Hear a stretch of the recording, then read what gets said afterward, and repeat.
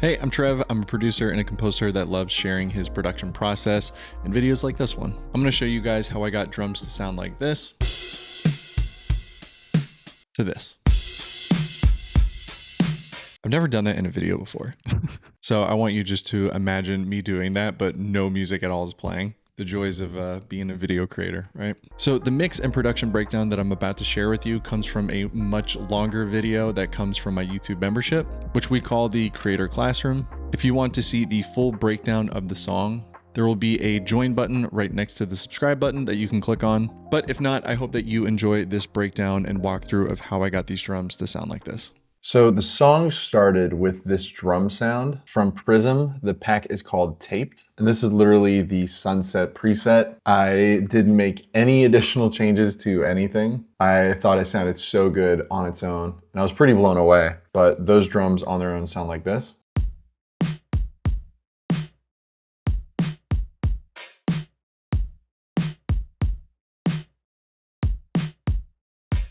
And then later in the song, during the choruses, they evolve a little bit and those sound like this.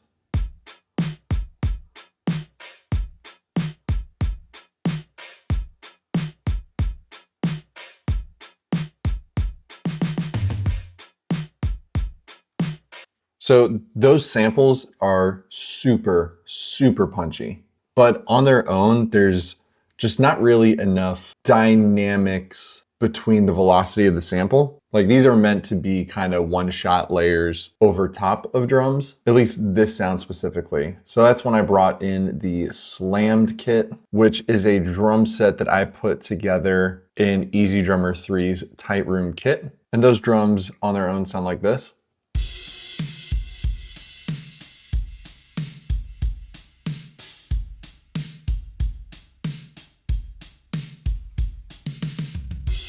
That is such a big, gross, and stupidly distorted drum sound. So for this kit in Easy Drummer 3, I'm using multi-output, which means that I can route different parts of my drum mixer into Logic, so I can use my third-party or stock Logic VSTs with it. So first, let's go ahead and start with the kick sound. So this is what the kick sounds like on its own.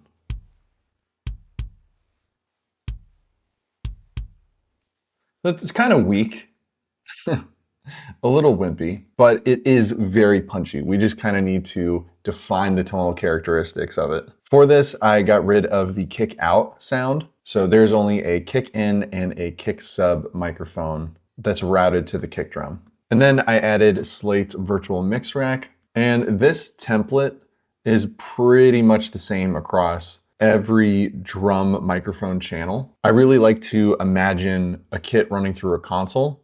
So I like to set up each thing the same way. So every drum is going to start with this Neve style preamp and a Neve style EQ. And then after, I can be a little more creative with whatever compressor or what other dynamic processing unit that we put on this. So the main idea with this is I really wanted to just beef up the kit. I wanted it to sound like it's distorting. So the first thing I did was put a fair amount of virtual drive on it. So this is what it sounds like without the virtual drive. And then with. It's a very subtle difference, but I look at it as when you just put a little bit of drive on everything and then stack it up, it creates a very interesting harmonic difference because MIDI drums most of the time sound extremely clean and they sound very sterile, especially with the Tight Room kit because all the drums are dead, there's no space to them. So those are my favorite drums to really just start smashing with harmonic distortion. But again, my philosophy is I kind of stack that up over several tracks. So next I have the FGN, which is the Neve style EQ on this. I am taking out some of the high end. It was a little disturbing. I kind of have a back and forth with the high end because if you see here, yeah, I'm taking out some of the high end and then with the shimmer tool, I'm adding some back in. And then you'll see later with an EQ, I'm adding some back. It may look like a very contradicting choice to make, going back and forth between adding brightness, removing brightness, adding brightness. But I found that each of these things has a different tonal quality of why it changes brightness to something. So for example, this high cut here is pulling a very specific amount of frequencies out of it. And then when we add the shimmer, it is pulling back a very specific set of frequencies. But it's adding frequencies to something that we took out. So it's like making a new sound almost, because each of these things has a different characteristic that, again, you're kind of just layering on top of. So I did add a little mid-high at 7.2K. I cut a significant amount at 700. And then I boosted a little at what looks like it could be around like 70. So this is what it sounds like before the EQ and after.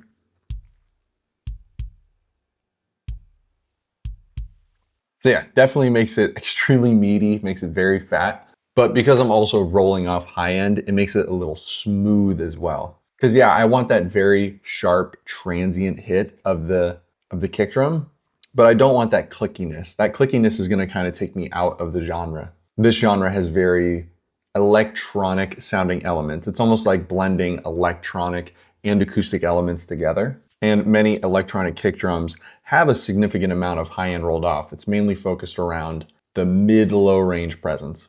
So next I added a compressor. This is just kind of, I'd say halfway between gently compressing and sort of compressing a little harder. Medium, that's the word I'm looking for. But yeah, I just wanted like a small grip on this. So my ratio is at 12. I am letting a little bit of signal in, and it's mainly just to kind of tame and beef up the harsher transients here. I have a fast attack and a slow release, because the kick drum in this scenario, it's a little too quick. I want to kind of express the tail end of the kick a little bit. So this is what it sounds like before the compressor. And after. So yeah, definitely more punchy. And then lastly, I added this revival, which just adds a little top end air and then low end thickness. I don't really know what frequencies these sit around, and I kind of don't want to know. I like kind of having an analog mindset to the workflow. Like, I just like the plugin for what it does. I don't really need to understand what it's doing. So this is before revival. And then after. And then later, as I was doing everything else in the mix, I felt like I could be a little more extreme with the kick drum. So I added this EQ. It's a little high boost at around 60 Hertz, a mid cut at, well, mid-low cut at 260, a little boost at 8.7, and then a cut all the way to 16. This looks like, if anyone has done live sound, this is kind of what a live sound kick drum looks like. So I wanted to kind of add that, because again, just playing it in context with the rest of the mix, I just wanted a little more punch from the kick drum. So this is before the additional EQ. And then after. So yeah, that's a pretty decent difference. All right, so next is the snare. So this is what the snare sounds like completely on its own.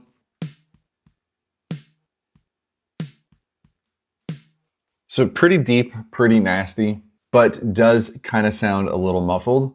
And I really just wanted to distort the hell out of it. Some of my biggest drum heroes, but a secret to their incredible drum sound, is a lot of harmonic saturation on a snare drum to just blow it out of the water and then mix it really well with the overhead. So we want kind of the clean and body of the snare drum with the overhead, and then with the actual mic, that's when we can just kind of like blow it up and just layer it in. So again, this is what it sounds like without any distortion. And then with.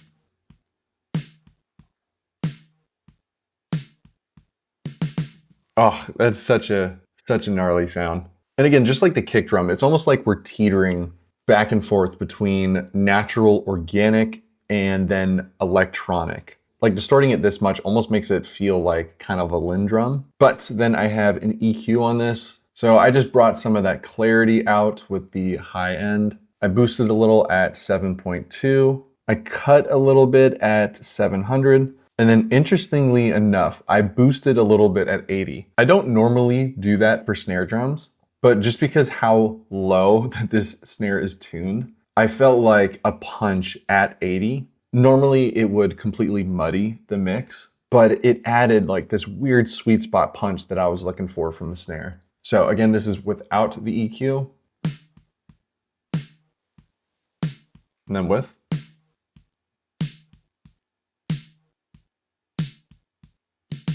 So yeah, it just really added a lot of that top end sizzle and then punch from the lower mids. Like, oh, that's not like everybody's snare sound, but I really like that snare sound. And then the last piece of the puzzle, normally people don't really use LA2A style compressors on snares. I thought it was really cool. I thought it sounded really good. I compressed the absolute crap out of it here. As you can see, I brought my peak reduction like pretty far up. So this is the snare without compression. And then with.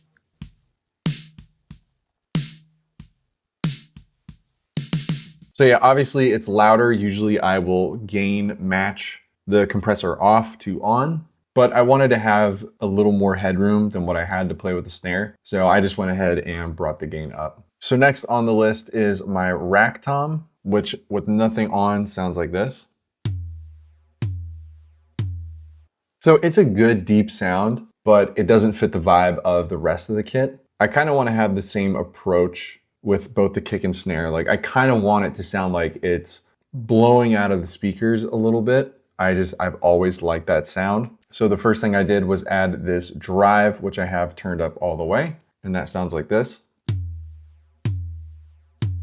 So it's adding some harmonic richness to it. And then the EQ is pretty drastic. I thought that the transient that was coming through from the virtual drive was just a little too harsh. I want that explosion, but I don't want the high end that comes with it. So I took out quite a bit of highs. I find that with this Neve style EQ specifically, and a lot of what I do, 7.2 is like such a sweet spot. You want to be careful, or I want to be careful not to add too much in 7.2 because then you just kind of frequency jam. But this is such like a sweet spot. The way that the bell is positioned, like this EQ is such a magic EQ. Then for mids, I cut quite a bit at 463. I wanted kind of like the low mid to really do the speaking for the tom. And again, just thinking about like a live sound approach, this is kind of like a cheat on how to get those big arena sounding toms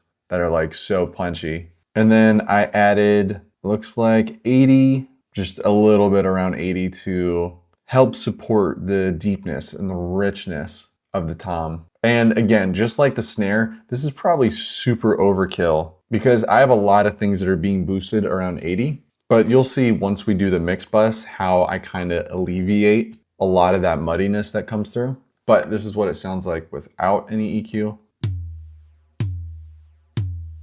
And then with. So yeah, it really just transforms the drum into something completely different. So then I have the FG Stress, which is a distressor style compressor. I have a little more signal coming through because the distressor is an extremely aggressive compressor. I feel like the automatopoeia is off the charts. So a little goes a long way with this guy. And my ratio is 6:1. So it's pretty aggressive. The input, it's pretty aggressive right now. So this is without the compressor. Then with.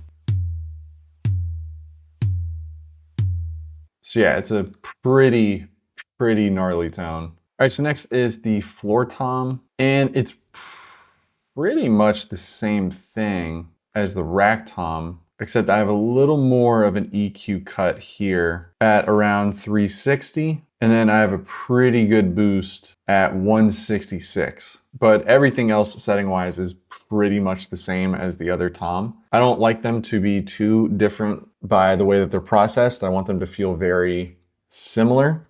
So I'll literally start with whichever tom I'm using more, because that's the one that you really want to get sounding right. So in this song, I think I used the rack tom much more than the floor tom. So start with the rack tom, get it to sound right, then literally just take this preset, copy it over, and then make just a few specific adjustments to that drum. But this is the drum without anything on it. So not a big fan of how it sounds, but compared to the other sounds in EasyDrummer 3, this was the best floor tom for this sound. And then this is it with everything processed. So yeah, just a massive sound there. All right, so next we have the overheads, and this is what they sound like without any processing.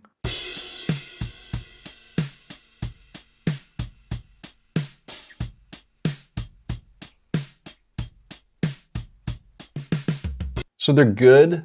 They're very warm, which is great. A lot of times when I'm dealing with overhead microphones from like different drum VSTs, they don't sound that warm. And that's why I gravitate toward the tight room kits so much, because having a very neutral and honest sound, you can transform it just so many different ways. So the first thing that I have on here is a virtual drive. So again, every virtual mix rack that's on these is pretty much the same. Virtual drive, EQ, and then some sort of dynamic. So let's hear what it sounds like with the virtual drive.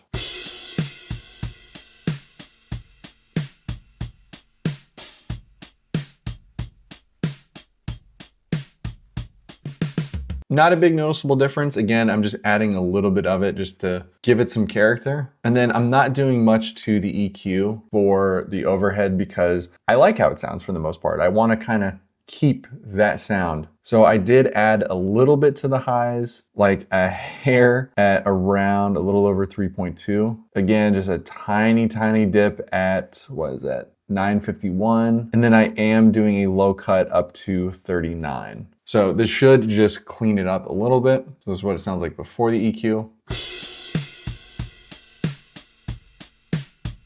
And then with.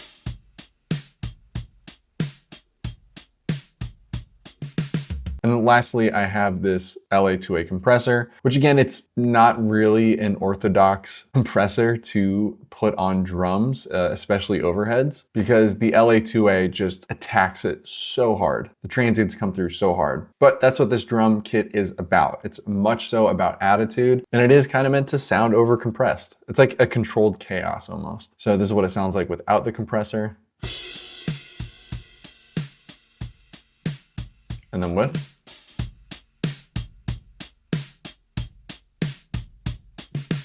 So yeah, that just brings so much attitude to it. And then lastly, I have this room microphone, which is just a mono signal. I wanted to just slam the absolute hell out of this. And I wanted this to be like a big, distorted, over-compressed signal that we kind of just blend in. It's sort of like parallel compression. The principle is like parallel compression. So this is what the mono overhead mic sounds like.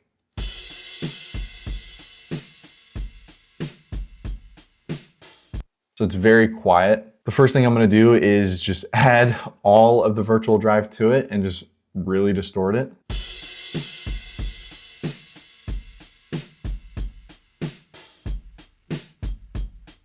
I really, really love how that snare sounds. And the purpose of this microphone isn't really about the cymbals and all that coming through. It's mainly about the kick and the snare, because you'll see when we bring it into the total mix, how much of a difference that this microphone makes. So as far as EQ, looks like I'm doing a little high cut here, a very small boost at like maybe 6,000 that's on, a pretty significant cut around 400. And then I wanted that kick and that low end just to be a little more present. So I have quite a good boost at 63 and then a low cut up to 47. So this is what it sounds like without the EQ.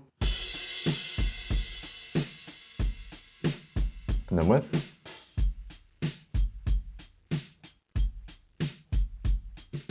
So yeah, that just cleaned it up so much. There's definitely a lot of muddiness from 400, so I wanted to take that out and just make it shine a little nicer. And then the last thing on here, there's gonna be a pretty big volume difference, but I wanted to just slam the crap out of it with this compressor. So this is what it sounds like with the LA2A.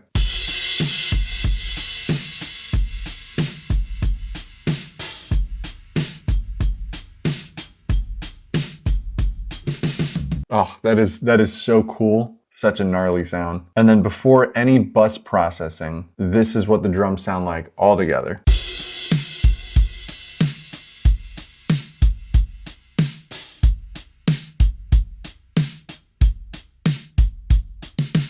And just to show you the difference of that mono room mic, so this is it with it, and then without. With.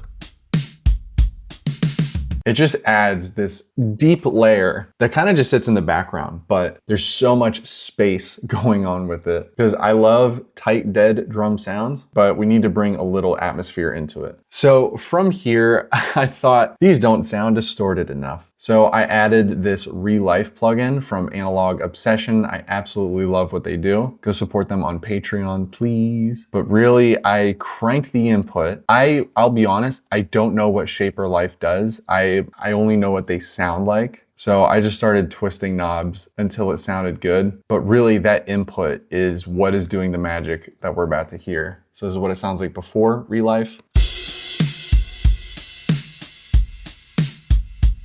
And with.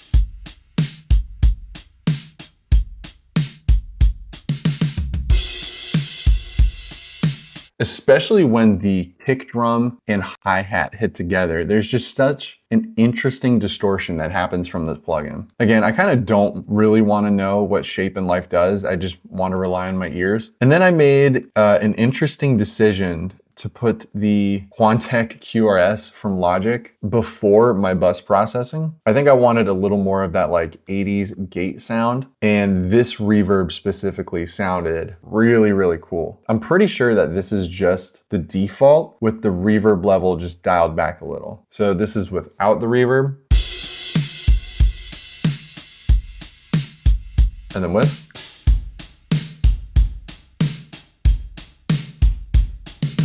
So it's not necessarily like that big plate reverb sound, but it's 80s in the sense of like simulated atmosphere. Like I don't want to go for like this big reverb. I want to go for this tight, gated, again, simulated room sound. I don't know, it's just such an interesting sound. And then lastly, I have just a few plugins on the mix bus. So the first is going to be this virtual channel, and I have my preamp characteristic as an RC tube. And again, I'm cranking the input because I'm wanting to pull just a little more distortion out of it. So this is what it sounds like before the drive.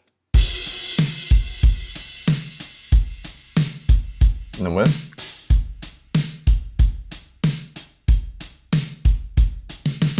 So yeah, that's just, again, pushing everything in such a unique way. Then I have just a little bit of EQ to mainly bring some of the mid-highs out a little more. So I have a little boost at 3.19 and then a little boost at 80 just to kind of thicken up the low end a little. And then cutting up to 35 just to remove some of that mud. So this is what it sounds like before the EQ. And then with.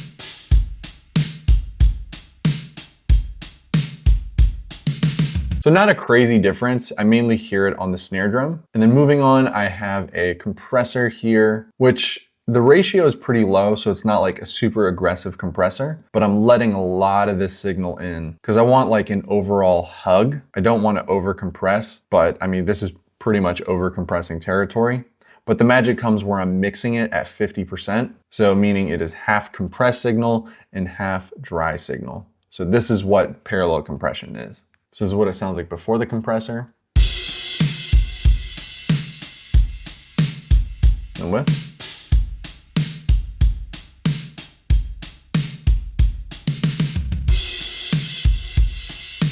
I'm not gonna lie, this is one of my favorite drum sounds that I've put together. And when that compressor comes on at the end, oh man, it's like joy to the world. And then lastly, on my drum mix bus, I have the Revival. So this is just adding a little bit of high end and low end thickness back. Again, we saw what this did with the kick drum. I almost debated putting this on, but just in context with the rest of the mix, because the other electronic sample drums, those are very, very dirty. They're not very bright at all. So I needed some brightness for my percussive elements. So this is what it sounds like before Revival.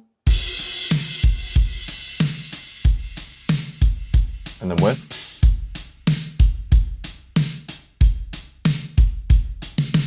Just to show you everything that we did to these drums. This is where we started.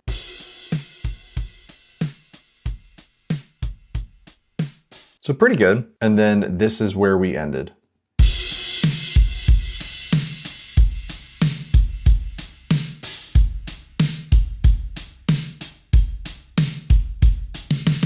Man, that is a huge, huge drum sound. And also just to hear those with the sample drums, well, they're all sample drums, but the other sample drums blended together, this is what all the drums sound like.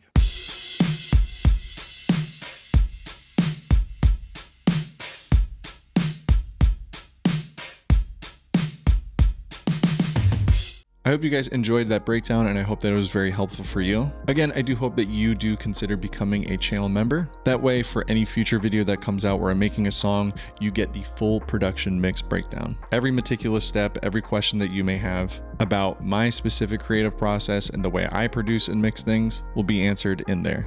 We also do occasional things like feedback on your music and a couple other things that I have planned for later this month. But thanks for stopping by. Hope you had a good time, and I'll see you in the next video. Peace.